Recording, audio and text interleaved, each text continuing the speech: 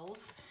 By no means am I an expert at this, but I do think I have pretty good sales each month. And why they're important, of course, is because you have to have your own personal sales each month to rank advance. And then also, as you know, you want to hit that $1,000 sales goal every month. Oh, and this is US. Sorry, I know the things are a little bit different for the Canadian ladies, and I don't know how to do the math on that. Not my strong suit. But so $1,000 in sales each month, of course, gives you that additional 8% commission, which is very important. So that's always my goal every month, is to at least have the $1,000 in sales. And I know other ladies have talked about all the ways that you get those sales. We do Facebook parties. I'm just wondering here, I hope as I'm talking here, I'm not seeing anything come up. I hope I am live. If anybody is watching, it doesn't say anybody is, but I hope it's working. Okay, I'll just keep going like it is. The Facebook parties, you do in-home parties, pop-up shops at gyms and different places. They can also be at a spa, a doctor's office. You can go in on a friend who works in an office, go in on their lunch hour, set up in the break room, and you don't have to take a lot of stuff. There's so many different ways that you can get sales.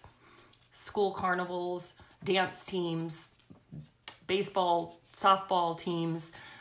You can do a fundraiser and that's something that, you make that decision. I've done it and give it a little bit of my commission back to an organization. But it's just a great way to capture new people, because I know that sometimes is a problem. You think, well, my network isn't that big. How do I grow my network? How do I get new customers? So those are definitely ways to do that. So you might lose a little bit of your commission, but you gain all these new customers and get your name and Zaya out in the public. So the biggest thing to me, I believe, is customer service, because people are buying from you. They're not, Zaya still is so new. People don't know what it is. They have to trust you first. So they're buying from you. So what makes you stand out from the next rep or a person selling anything else is customer service. And I believe that that's why I'm successful and have repeat customers, and I get new customers, because I provide great customer service. And there's so many ways to do that. First of all, it's been talked about following up with a person after they've placed an order to make sure that they're happy with what they've got. I never, ever, ever want to have a customer that is unhappy with her purchase. So follow up, make sure she loves it. I've returned things past the 30-day mark and just put it in my inventory and taken the loss, because I don't want that person to be unhappy. So, but that's just something personally that I do. I know it's not always possible for everybody. One great way to keep track of your customers is you can do this the old-fashioned way on a index card.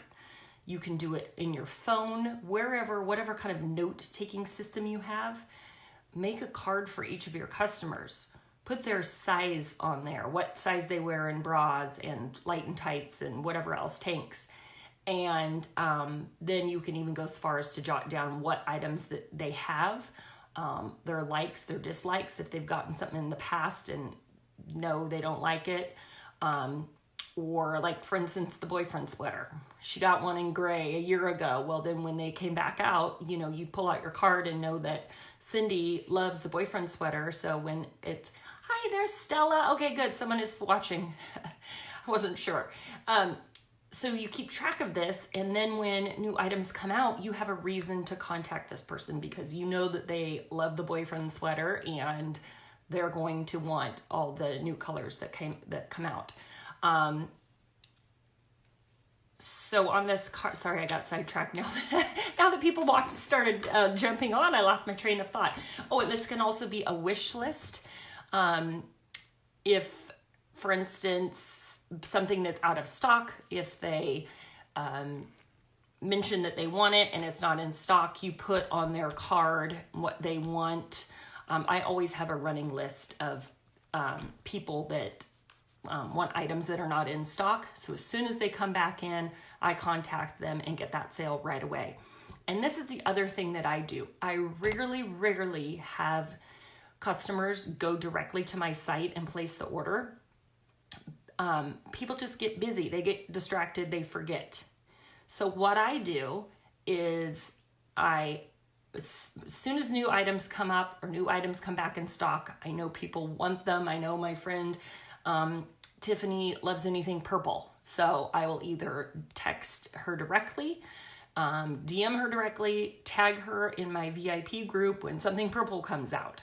And so she knows that there's a purple item out.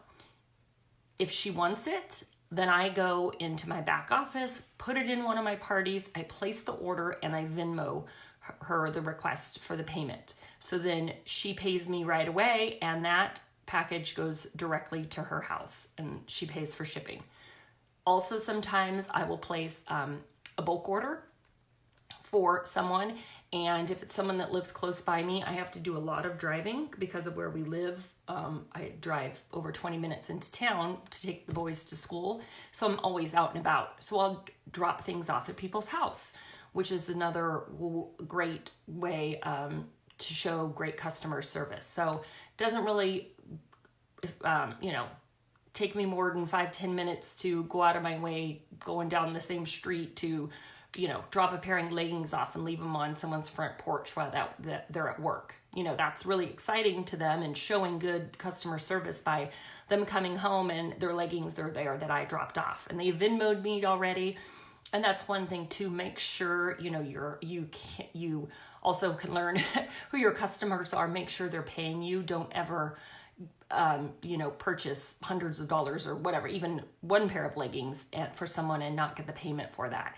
That's the nice thing about Venmo, is that you can send that friendly little request button, a reminder that they owe you money, because you never want to get in that situation. But this is just something that I do, and it works out for me. I set up my own account, checking account. I just added it to our home one, and I have my own debit card, and I just place the order through Zaya, send it to them, and then they Venmo me, and it goes right back into my account. So that's really cool. I also have a ton of friends that are way too busy. Their kids have 22 dance classes a week and all this other stuff going on, and they want to try stuff on, but they don't have the time to do that. So I'll put a bag together with things I think they'll like and sizes that they might be, and I drop it off at their house. You can take it over on a Friday and say I'll be back Sunday afternoon or Monday to pick it up. I do that and have gotten $200, $300, $400 in sales by doing that. So again, that's customer service, and I'm showing that this is my business and I treat it like a business.